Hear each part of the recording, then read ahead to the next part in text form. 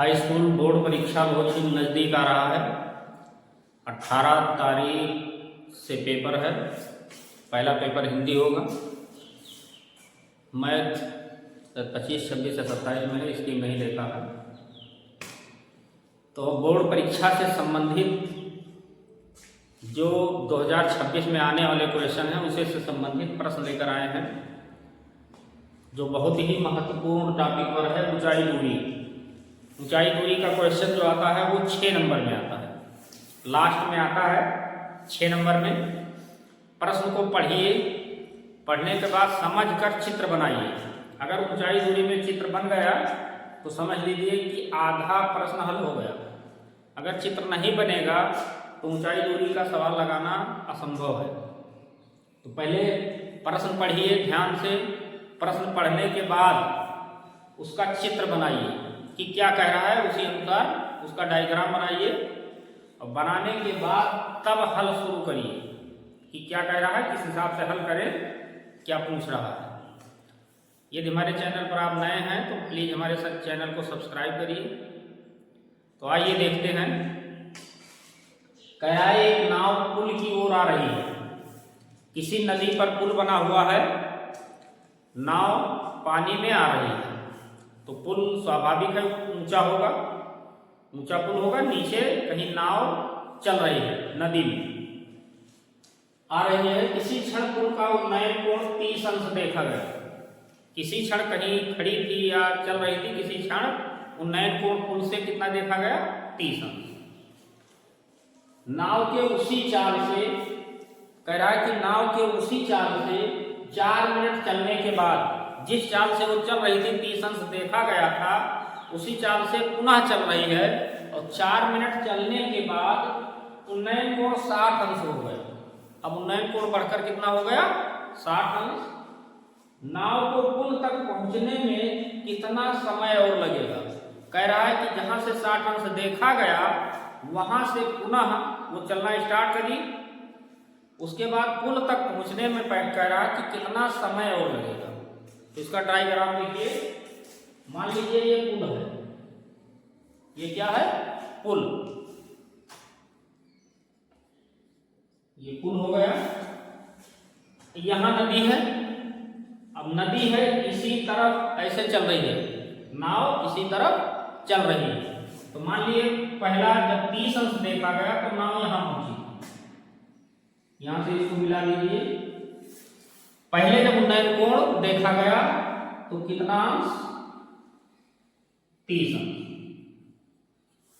इसके बाद कह रहा है कि उसी चाल से पुनः चल दिया, नाव पुनः चल दिया और किसी क्षण उसका उन्नयन कोण 60 अंश देखा गया। किसी क्षण उन्नयन कोण 60 अंश देखा गया। इतनी दूरी जो तय किया 4 मिनट में। तो मान लेते हैं कि ये x दूरी कितना तय किया, 4 मिनट में। ये दूरी मान लेते हैं y। अब हम निकालेंगे कि y दूरी कितने समय में वो तय करेगा। इसकी पुल की ऊंचाई मान लेते हैं h। अब ये डायग्राम बनकर तैयार हो जाएगा। ये B C D डायग्राम समझ में आ गया। अगर डायग्राम समझ में आ गया तो सवाल लग जाएगा। 2 समकोण त्रिभुज बनते हैं, एक ABC और दूसरा ABD। दोनों त्रिभुज को लेकर क्वेश्चन को हल करेंगे। तो आइए लगाकर देखते हैं हल। माना पुल की ऊंचाई मान लेते हैं h मीटर। पुल की ऊंचाई h मीटर। ये दूरी x मान लिया गया है, DC बराबर x और BC बराबर y।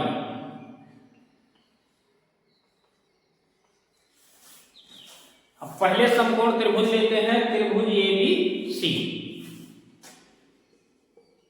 समकोण त्रिभुज ABC से स्वाभाविक है कोण यहां बन रहा है, लंब ये होगा, आधार ये होगा। तो AB बटे BC बराबर होगा tan कितने उसका कोण बनाता है 60। AB का मान कितना है h, BC कितना है y, tan 60 का मान √3। इसके बाद इसको क्रॉस गुणा कर देंगे, h करने में h बराबर y √3। इसको फर्स्ट डालेंगे, इसको क्या डालेंगे फर्स्ट। अब पुनः समकोण त्रिभुज ABD, पुनः समकोण त्रिभुज ABD, AB बटा BD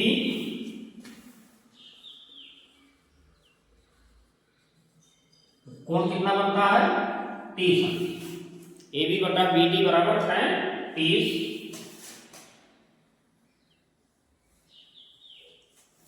अब AB का मान रखेंगे h बटा BD का मान रखेंगे BD। देखिए BD ये संपूर्ण दूरी है x प्लस y,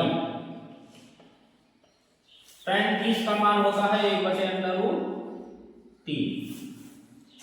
क्रॉस गुणा करेंगे h√3 बराबर x प्लस y या h बराबर x प्लस y बटा √3। इसको सेकंड डाल देंगे। इसके बाद समीकरण फर्स्ट एवं सेकंड की तुलना करेंगे। तुलना का अर्थ है कि LHS दोनों बराबर है तो RHS भी बराबर होगा।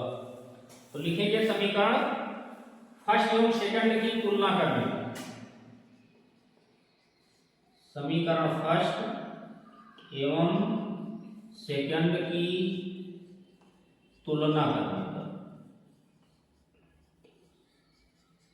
अब तुलना करेंगे तो y√3 बराबर आ जाएगा x प्लस y बटे √3। इसको क्रॉस गुणा करेंगे, √3 को √3 से गुणा करेंगे 3 आ जाएगा, तो 3y इधर आ जाएगा x प्लस y को इधर लाएंगे तो 3y माइनस y बराबर x या 2y बराबर x, y बराबर x बटा 2। y का मान हम जो दूरी c से b की थी, कह रहा है कि नाव पुल तक कितना समय लेगी।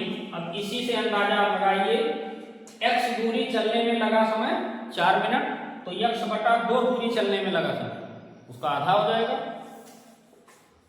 क्योंकि x दूरी तय करने में लगा समय बराबर 4 मिनट। इसलिए एक दूरी तय करने में लगा समय 4/x, इसलिए x बटा 2 दूरी तय करने में लगा समय 4/x गुणे x बटा 2, x कट जाएगा 2 दूनी 4। आंसर आ गया 2 मिनट। आंसर कितना आया 2 मिनट। अब C से B की दूरी पहुंचने में, नाव को पुल तक पहुंचने में कितना और समय लगेगा 2 मिनट समय और लगेगा। ये ऊंचाई दूरी का बढ़िया क्वेश्चन है, इसको बहुत ध्यान से पढ़िएगा एवं लगाइएगा। इसका स्क्रीनशॉट ले लीजिए।